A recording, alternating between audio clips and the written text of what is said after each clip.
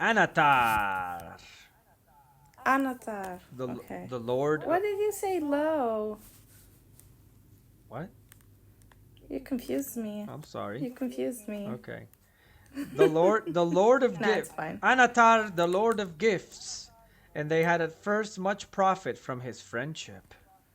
And he said to them, oh, we have a quote. Alas, Oh, for the weakness of the great! For a mighty king is Gil-galad, and wise in all lore is Master Elrond, and yet they will not aid me in my labors. Can it be that they do not desire to see other lands become as blissful as their own? But wherefore should Middle-earth remain forever desolate and dark, whereas the elves could make it as fair as Eresia, nay, even as Valinor? And since you have not returned thither, as you might, I perceive that you love this Middle-earth as do I. Is it not then our task to labor together for its enrichment, and for the raising of all the elven kindreds that wander here, untaught to the height of that power and knowledge which those who are beyond the sea? So we actually have a direct quote. What did you think of that? This that. What? You were saying something? I was going to say that here we actually have him saying something.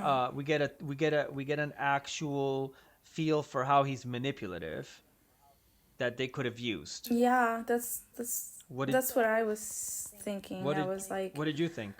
uh, he was definitely manipulating with words. Like he was like trying. I feel the same lore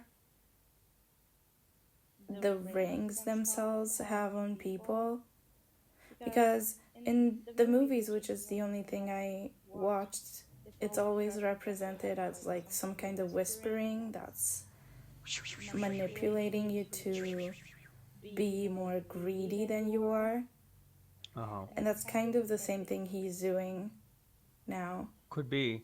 But basically you know? he basically saying like that Gil-galad and that Elrond, like they got a nice house and they don't want none of you guys to have a nice house like them. Isn't that fucked up? Isn't that basically what he's saying?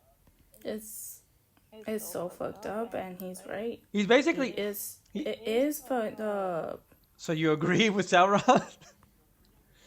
I agree with Sauron. He got me. He got I'm you? on his He side. got you with that?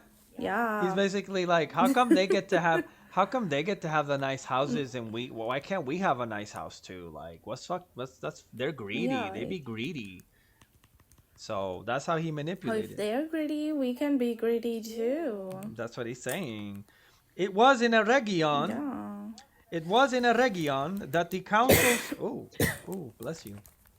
Sorry. That the counsels of Thanks. Sauron were most gladly received, for in that land the Noldor desired ever to increase the skill and subtlety of their works.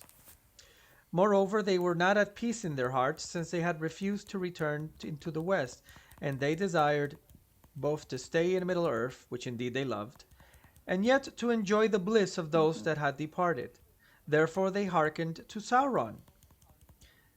What do you think of that? So it's like wanting your pie and wanting your cake and eat it too. Like they want. Yeah. Okay, so you can okay. Therefore they hearkened to Sauron. No, I mean if you said yeah, then that's that. I wasn't sure if Yeah, yeah, yeah. I wasn't sure if it came through that way. And they learned of him many things, for his knowledge was great. In those days, the smiths of Ost in Edil surpassed all that they had contrived before, and they took thought, and they made rings of power. But Dun dun Sauron, but dun. Sauron guided their labors, and he was aware of all that they did.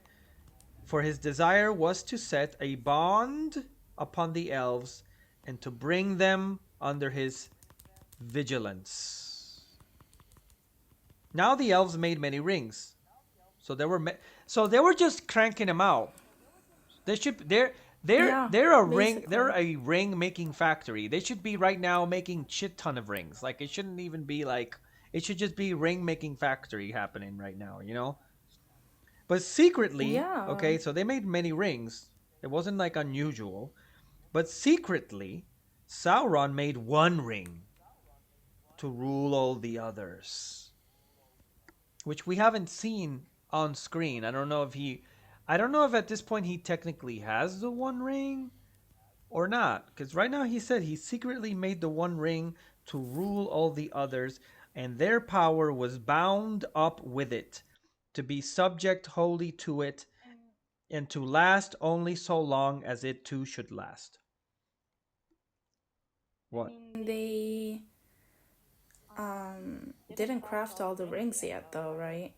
No, that's why these guys are here because they want to make dwarf rings and they're gonna do rings for Right. men. Exactly. Right now, supposedly, So as far that's as what I'm saying. Like, I don't know how this shit works, but if you're wanting a ring to rule them all kind of deal, don't you need to wait for everybody to make their own rings? I would think you make the one ring first and then you make the other ring, Why? because the one ring is the one that is going to be in charge of all the others. So that one should be like the daddy ring, right? I mean, it's the daddy ring, and then you make the other rings afterwards and tied up to its energy. So it should be the first ring, I I think. thought I thought the exact opposite. I thought you need to know what all the other rings rule over so that the one ring can control them. No, because okay, right, but no, because remember, he just said they're making many rings. So Yeah. it's not a controlled experiment. It's like they're all making rings. If I'm understanding this correctly, they're all making rings. And anyway, it says here he made the one ring. Let's continue. Let's see, right? Yeah. And much of the strength and will, which is what I told you this part. Much of the strength and will of Sauron passed into that one ring, for the power of the elven Yeah. rings was very great, and that which should govern them must be a thing of surpassing potency. And Sauron forged it in the mountain of fire in the land of shadow. So the one ring isn't made here. The one ring was made in Mount Doom. Remember the volcano? Yeah. So Yeah. I want to say that he has the one ring right now, and that the end of season one, when we saw him looking at the mountain, that was him going to the mountain to forge the one ring, and he's got it. Oh. That that's Oh, could be, that's yeah. my theory, right? Didn't Um, think about that. and while he Yeah. wore the one ring, he could perceive all the things that were done by means of the lesser rings, and he could see and govern the very thoughts of those that wore them. Make sense? Yeah. And that's why Elrond, I guess at least in here, I don't know yet here in the story, but in the show, that's why he doesn't want them to use the rings, because it's kind of like he kind of senses that, hey, if you wear the ring, he can see you. It's kind of like it's kind of like being tracked by Google. It's crazy. Okay. Google Yeah. Google is the GPS. one ring. GPS. GPS is the one ring. All right. That's so funny. But the elves were not so but the elves were not so lightly to be caught. As soon as Sauron set the one ring upon his finger, they were aware of him and they knew him. So he's okay, so going back to my theory, he's got the one ring, but he's not wearing it. Why? Because the moment he puts on the ring, the other elves that have the rings right now are going to sense him. They're gonna feel him. They're gonna know. They're gonna like the Oh. whispering thing you were talking about. They're gonna know they're being watched. Yeah. Okay. So if he has the ring now, he's not wearing it because that's gonna be a whole thing. Once he puts it on, they're gonna be like, ah! And they knew him, Oh no, and what's they up? right, and Yeah. they knew him and perceived that he would be master of them and of all that they wrought. Then, in anger and fear, they took off the rings. So they took it off. So they're supposed to take off the rings at some point. But he, Okay. but he, finding that he was betrayed and that the elves were not deceived, was filled with wrath, and he came against them with open war. elven smiths could not have attained to their making without his lore and counsel. And what? Elven smiths could not have attained to their making without his lore and counsel. But the elves fled from him, and 3 of their rings they saved. So there were more rings! And bore them away and hid them. Did you catch that? Even freaking more rings. No. They didn't even do it right. They made a bunch of rings, and then when he puts the one ring on, which he made before, then they're like, "Oh, he's got a ring," and then they all they take it off. It's like if Elon Musk appeared on your phone and you just like, "Oh my god," and you throw it across the room. And you're like, Yeah, "Oh my god, yeah, it's Elon Musk," okay. and you throw it across the room and you're like, "I'm not using that thing. He's watching me." That's what they all did, but then there were 3 rings that they saved and they took with them. The rest they threw away. Now these were the 3 that had last been made. So these 3 were the last. So there's supposed to be a bunch of rings, So and then the ones that we saw are like Yeah. literally the last 3, and they possess the greatest powers. They're called Nadia, Nenya, and Vilya. They were named the rings of fire, that's Nadia, of water, that's Nenya, and of air, Vilya. Set with ruby for fire, adamant for the water, and sapphire. So if we're going to follow that, technically Galadriel has the air one because she's got the sapphire, right? And Gil-galad has the water one, and Círdan has the fire. And of all the elven rings, Sauron most desired to possess them, for those who had them in their keeping could ward off the decays of time and postpone the weariness of the world. But Sauron could not discover them, for they were given into the hands of the wise, who concealed them and never again used them openly, while Sauron kept the ruling ring. Therefore the 3 remained unsullied, for they were forged by... Dun dun dun. You know the name, you said it. Celebrimbor. Celebrimbor! They were forged... Celebrimbor. See, I remember his name because he's funny. Were you saying Calaboom Boom? You The name is funny. sound like you said Calaboom Boom.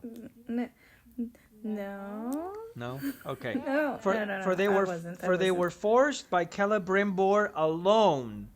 So he made that without Sauron. Okay. And the hand of Sauron had never touched them, yet they also were subject to the one. So even though he never touched them, the One Ring still could perceive them. Could if they used them, and he had the One Ring, he could still control them. Like he could still perceive them. They were subject to the One Ring, even if they were not made by Sauron. From that time, war never ceased between Sauron and the elves.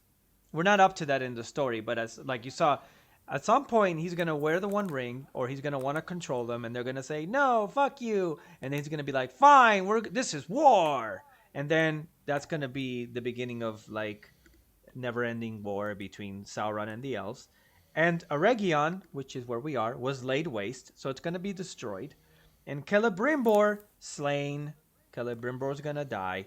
And the doors of Moria, which is where the dwarves live, were shut. So they're gonna leave. In that time, the stronghold and refuge of Imladris, that men called Rivendell, was founded by Elrond Half-Elven. So Elrond is going to found a refuge. And long it endured, yes, because it's all the way in the Lord of the Rings. But Sauron gathered into his hands all the remaining rings of power, and he dealt them out to the other people of Middle-earth, hoping thus to bring under his sway all those that desired secret power beyond the measure of their kind.